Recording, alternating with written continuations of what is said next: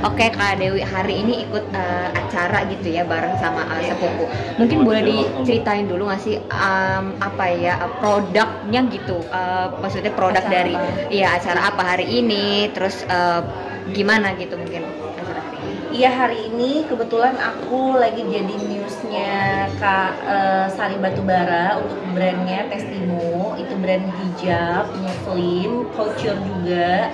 Dan kebetulan hari ini tuh grand opening untuk galeri Testimo. Tadi di acaranya juga ada talk show ngebahas mental health dan aku salah satu jadi narasumbernya juga untuk membahas mental health. Nah, jadi narasumber nih, maksudnya pada akhirnya gitu ya menginspirasi perempuan-perempuan lainnya juga, bareng sama psikolog juga. Gimana Kak menjalani kegiatan hal-hal yang seperti itu gitu, yang akhirnya memotivasi perempuan-perempuan? Kamu gimana Kak menjalaninya? Alhamdulillah ya, aku seneng kalau misalnya belakangan masalah yang aku hadapi ini banyak perempuan-perempuan yang jadinya terinspirasi dari masalah aku. Maksudnya bukan masalah pengen jadi punya masalah, enggak gitu, tapi gimana cara menghadapi masalah, gimana caranya untuk move on, untuk bangkit dari keterpurukan, dan gak selamanya kita itu harus apa ya, mendem gitu loh. Jadi kalau memang ada sesuatu yang berasa di dalam hubungan merasa tidak sesuai atau kita merasa kok jadinya toksik ya, kita berhak loh untuk speak up, kita berhak loh untuk bahagia. Akhirnya aku senang banget ada beberapa teman-teman yang jadinya suka nge-DM juga untuk nanya, Kak gimana sih caranya ngadepin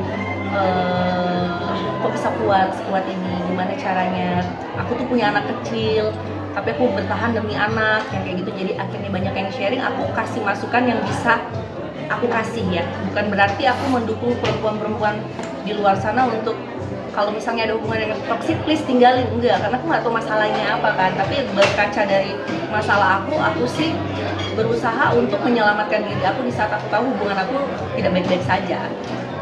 Nah ini apa ya kan nggak mudah ya, prosesnya juga panjang. Nah pada akhirnya memutuskan berhubung kakak juga sudah podcast dan udah memutuskan itu, prosesnya berapa lama sih Kak? Maksudnya untuk akhirnya mengambil tindakan mikirnya gitu, berapa lama Kak untuk menghadapi itu dulu gitu?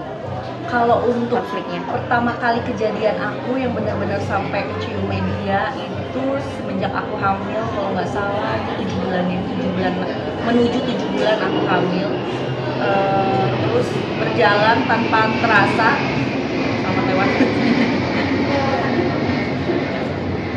Kalau masalah yang aku hadapin itu kalau aku lupa kurang lebih 7 bulan di saat aku hamil ya, hamil menuju 7 bulan sampai sekarang ini prosesnya udah lumayan lama ya. Gak berasa karena memang masalah yang datang itu ada lagi problem baru, ada lagi problem baru. Terus aku juga baru lahiran, waktu itu cepet banget dan aku baru menyadari ini udah menuju akhir tahun tuh udah mau 6 bulan, 6 bulan. Nah untuk memutuskan artinya kan udah setahun lebih lah ya, maksudnya permasalahan ini viralnya juga segala macam udah setahun. Nah berhubung kemarin dari pihaknya Bang Andrew udah ngomong juga nih di podcast Rizati gitu ya, katanya ada alasan gitu untuk pada akhirnya Bang Andrew mengambil keputusan itu untuk dengan perempuan lain, dan katanya pun Kak Dewi juga mengetahui alasannya. Dan gimana Kak melihat alasan, maksudnya melihat statement itu? Mengetahui alasannya atau menyetujui ini? Mengetahui sih, mengetahui bukan menyetujui. Aku di sini juga terakhir tuh aku mencoba klarifikasi juga dari statement dia. Klarifikasi bukan berarti aman nggak? Aman. Klarifikasi di sini bukan berarti aku mau memperpanjang masalah, enggak ya, enggak. Jadi aku memang belum tayang di YouTube aku klarifikasi juga. Di situ aku menjelaskan bahwa statement dia itu ada beberapa hal yang menurut aku nggak sesuai fakta gitu. Jadi kalau misalnya memang dia pergi atau dia melakukan hal-hal yang bukan menurut aku aja ya, menurut agama Islam juga, menurut orang yang sudah memiliki hubungan rumah tangga, dia melakukan itu hanya karena dasar dia tidak bebas. Kan dia bilang gitu kan, dia mencari kebebasan, dan ada hal-hal yang ya kita bilang aja langsung karena publik juga udah tahu ya soal seks yang dia bilang 2 tahun dia cuma dapat, itu nggak benar gitu loh. Memang ada beberapa hal yang aku mencoba untuk nge-hold gitu loh, kayak ya namanya perempuan tuh punya perasaan ya, kayak kita disakitin, dan di saat kita tahu suami kita tidur bukan dengan satu wanita saja. Kamu mau nggak kayak misalnya langsung diajak berhubungan, jijik nggak gitu? Ada perasaan kayak ilfeel satu, kedua ada perasaan takut juga karena aku ngerasa aku harus menjaga kesehatan aku juga dan aku perlu membangun itu lagi gitu loh. Bukan berarti semata-mata aku tidak berusaha ya. Aku pernah mencoba untuk ke psikolog seks juga untuk konsultasi dan itu usahanya dari aku doang. Nah kalau dia mempermasalahkan berarti yang salah di sini kenapa nggak ngomong? Bukannya kalau misalnya dalam rumah tangga itu di saat ada masalah kita konsultasi dong. Misalnya nih masalah seks nih, gimana nih seks kita udah nggak oke nih, kita ke dokter yuk, psikolog namanya udah 7 tahun kan harus dibangun, apalagi punya anak, hormon istri. Nah itu tuh tidak ada pembicaraan dari dia. Justru di saat masih berumah tangga, aku mencoba kayak aku menurunkan ego aku mencoba untuk wah kita udah lama nih berhubungan, yuk kita bangun lagi walaupun aku tersakiti di situ. Jawabannya dia apa? Jawabannya dia, aku nggak mementingkan hal itu. Aku tahu kamu capek, sibuk sama anak-anak segala macam. Jadi menurut aku, ya everything so okay. Sampai akhirnya mungkin dia sekarang speak up soal itu, berarti dia memendam selama ini. Jadi tidak ada usaha. Gitu. Kecuali ini, aku akan bersalah di saat memang dia udah berusaha nih, kayak ayo dong kamu lakukan kewajiban kamu sebagai istri, kenapa kamu tidak melakukan itu? Tidak ada. Apa mungkin dia nggak enak juga ya, karena mungkin aku sambil ngurus anak juga ribet segala macam. Tapi di saat aku berbicara tentang itu, aku komunikasiin, jawabannya dia justru termasuk silent treatment ya, justru dia mencari kebahagiaan di luar tanpa komunikasi sama aku. Jadi menurut aku harusnya mungkin memang sama-sama introspeksi diri, tapi sepenuhnya apa yang diomongin itu nggak sesuai fakta gitu. Nah dari yang Kak Dewi speak up itu kan lumayan mengganggu dari Kak Andrew sendiri ya. Dari Bang Andrew sendiri dia bilang pekerjaannya terganggu dan akhirnya jadi marah juga keluarganya Bang Andrew gitu dengan hal ini gitu, dengan mungkin keputusan Kak Dewi juga yang memviralkan gitu ya. Nah Kak Dewi melihatnya seperti apa nih? Bisa merespon? Kalau untuk memviralkan, jujur aku gitu. Tidak ada niat untuk ngejatuhin karir dia, ngancurin karir dia, enggak. Justru pertama kali aku memviralkan, aku ada sedikit terbersit di hati kecil aku untuk kasih efek jerah, kasih efek kapok kayak gitu ya, kayak semoga dikapok nih gitu kan. Tapi untuk kedepannya aku pada saat itu, makanya sampai pas akikah anak aku yang kedua aku kasih dia kesempatan kan. Siapa tahu dia berubah, tapi enggak. Maksudnya dia malah menunjukkan ya kayak sekarang dia speak up soal yang hal-hal yang aku nggak tahu, ternyata itu yang dia omongin. Jadi menurut aku nggak sesuai sih. Nah dia kan sama selingkuhannya mengaku sudah putus kontak dan jangan nih kan banyak. Aku nggak tahu ya kalau itu Kak. Tapi katanya hatinya masih setia, maksudnya masih ada cintanya sama Kak Dewi. Gimana Kak ngeliatnya? Maksudnya respon itu gitu Kak? Nah aku di sini tuh agak bingung ya. Mungkin maksudnya dia adalah dia itu butuhnya perempuan yang bisa menerima kekurangan dia, which is perempuan yang di saat berumah tangga dia selingkuh menormalkan gitu. Nah dan aku nggak bisa, dan mungkin perempuan di dunia ini juga nggak ada yang mau diselingkuhin. Nah kalau untuk poligami, ya poligami juga nggak paling ya cuma 2 kan, ini perempuannya juga banyak kan. Jadi maksud aku tuh bukan sesuatu alasan sih kalau memang dia ngerasa dia akan dimaafin. Harusnya dia ubah sifat dari yang aku kasih dia kesempatan tuh, dia benar-benar mengubah sifat, tapi dia malah menunjukkan hal-hal yang makin di luar nalar gitu loh. Makanya aku mengambil keputusan seperti ini. Nah Bang Andrew sendiri katanya udah maksudnya nggak trauma untuk menikah lagi dan ya masih mau untuk membuka dirinya untuk hubungannya baru. Gimana Kak melihat Bang Andrew memutuskan hal itu gitu?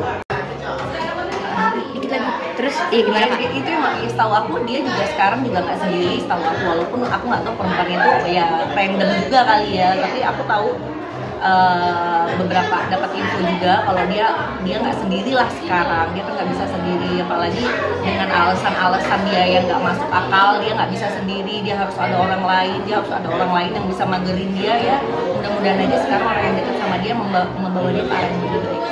Kemarin waktu lagi persidangan membawa Kak Fairuz juga ya di persidangan. Gimana Kak akhirnya memutuskan membawa saksi gitu? Dan memilih Kak Fairuz kenapa Kak alasannya?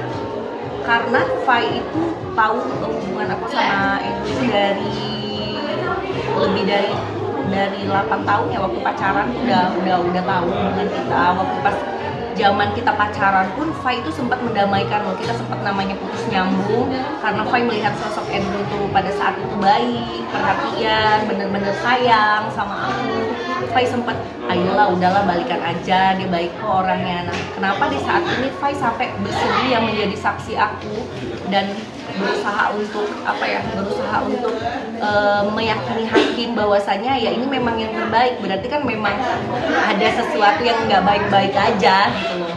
Dan dia kenapa jadi saksi aku juga, dia sahabat aku, jadi dari awal sebelum adanya orang-orang tahu soal masalah ini juga aku juga sering curhat sama dia sih. Terakhir nih Kak, tapi kemarin Bang Andrew juga nggak datang ya di persidangan, maksudnya ngejelasin nggak mungkin alasannya apa dan sebagainya. Aku nggak ada kontak lagi jujur sekarang sama dia karena ada beberapa hal terakhir yang bikin aku kecewa ya, kayak in the end aku ngerasa baik-baiknya nggak bisa gitu.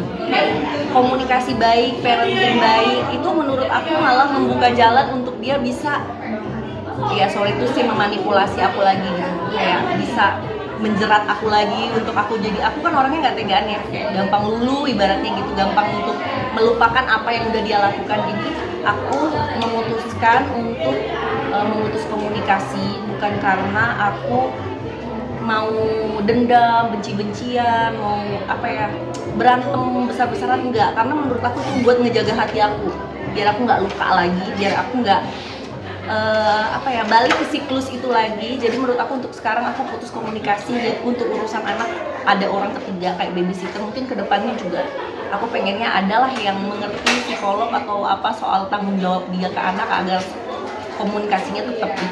Harapannya Kak untuk Bang Andrew dan anak-anak akan gimana nih? Kan berhubung komunikasi juga udah putus ya, memutuskan untuk memutus komunikasi, gimana Kak harapan kamu untuk masa depan anak-anak?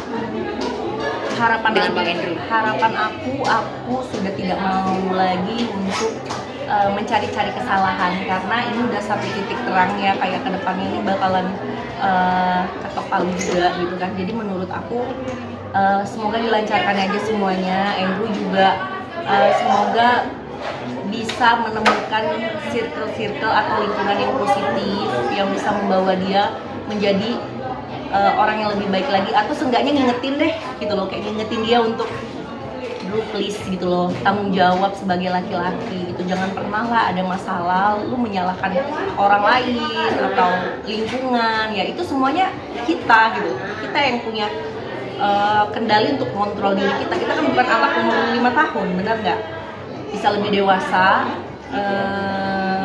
Harapan aku pasti yang baik-baik, aku nggak mau ngedoain yang jelek-jelek, dapat kerjaan, dapat job yang lebih banyak lagi. Jangan kalau udah di depan mata ditolak, ujung-ujungnya pergi liburan kemana sama siapa ya kan, padahal kerjaan udah di depan mata. Menurut aku wise lah dalam mengambil keputusan, jangan membabi buta, boleh gak sih?